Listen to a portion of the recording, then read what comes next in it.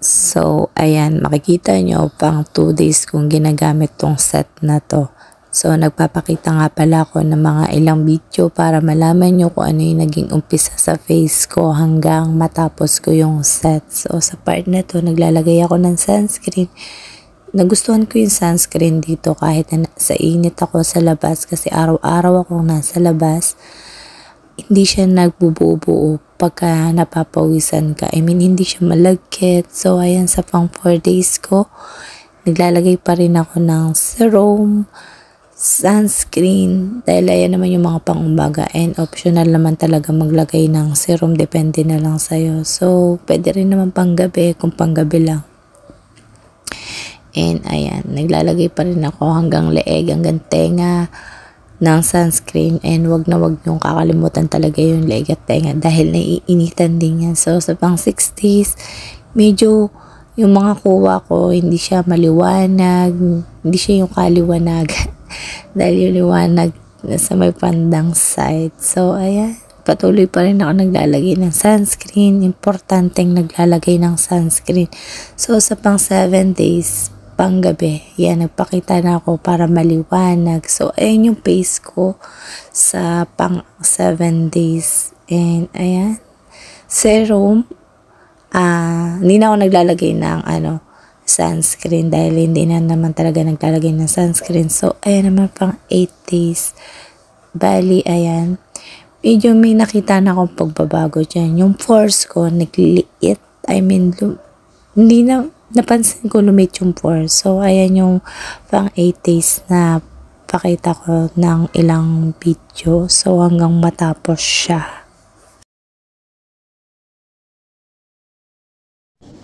And hello, meron palang gustong i-share sa inyo after 3 weeks. Yes, after 3 weeks dahil ubos na. Nakita nyo yung mga ilang video na pinakita ko na ginagamit ko yung set. So, pinapakita ko siya para makita nyo kung ano yung umpisa at ngayon final sa face ko. So, ayan. Nagustuhan ko tong set na to dahil nga maganda yung naging resulta sa akin. So, bibigyan ko siya ng final review kung ano nga ba yung naging resulta sa akin.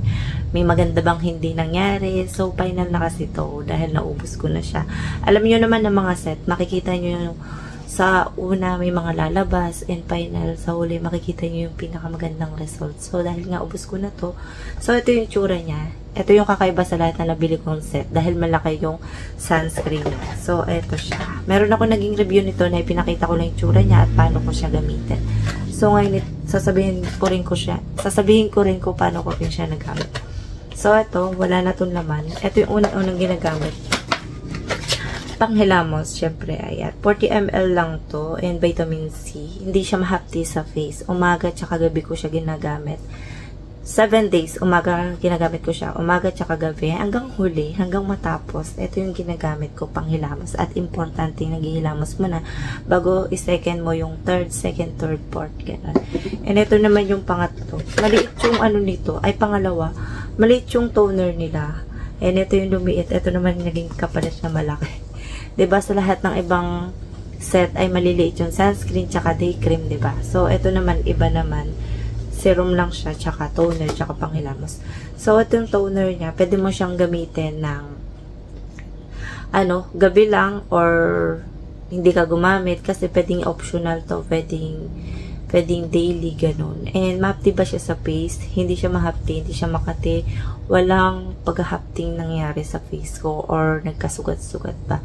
I mean, ayan. Sobrang super duper mild. And pwede mo siya gamitin lang na umaga tsaka gabi. Pero nung ginagamit ko to, 7 days ko lang siya ginagamit.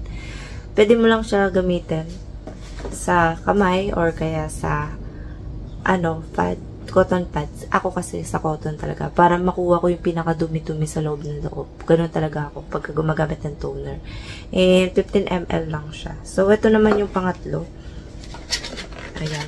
Meron pa to, konti. Pero marami laman ito. Ayan. Konti na lang. Bira rin ko rin to nagagamit. Dahil nga medyo ito yung isa sa mga mararami na laman. Ito nga pala ito yung serum nila, hyaluronic acid. Ayan. And mahapdi ba siya sa face? Malagkit ba siya? So, hindi. Ginamit ko to na 7 days straight. Etong set na to, ginamit ko siya ng 7 days. Pero pag after 7 days, pwede mo na tong hindi gamitin. I mean, depende lang sa'yo kung paano mo siya gagamitin. Gabi lang ba or umaga, ganun. And ayun, after 7 days, ito na yung itsura niya.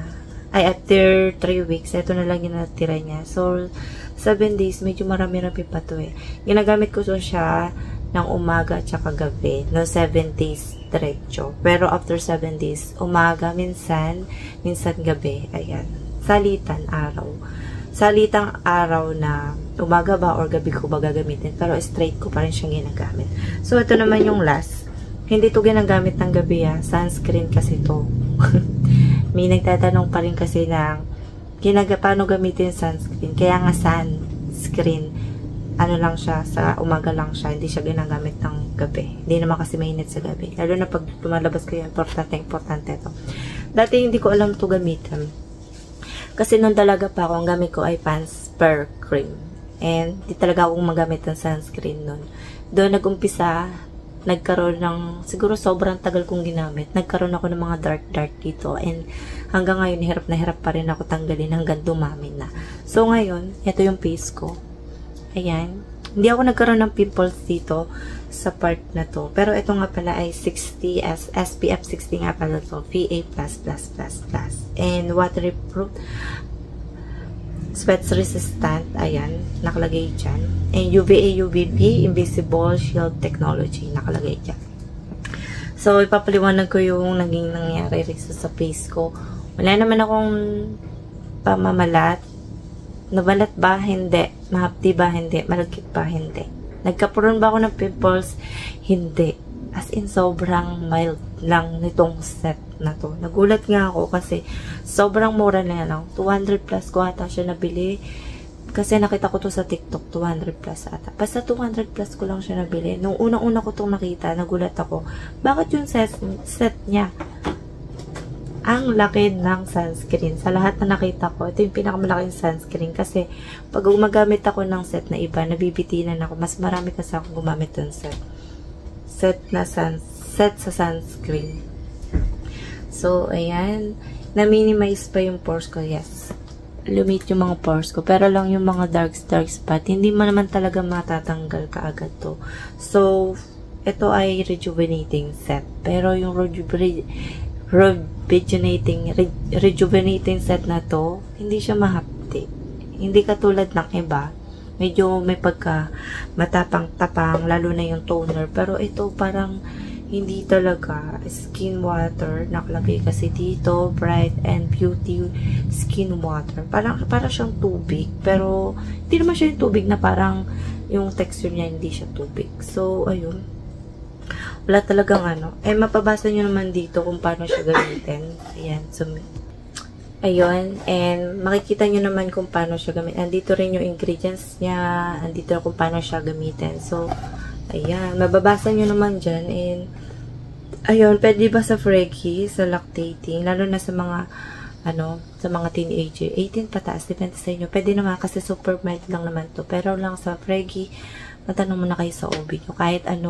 Kahit man supplement, magtatanong sa sa OB or kaya skincare, magtatanong muna kayo. Importante kasi yun sa mga Freggy. So, ayun lang yung masasabi ko dito. Yung final review ko, super ganda nito. Nakita niyo naman sa face ko, diba? And ayun lang yung masasabi ko. See you next vlog.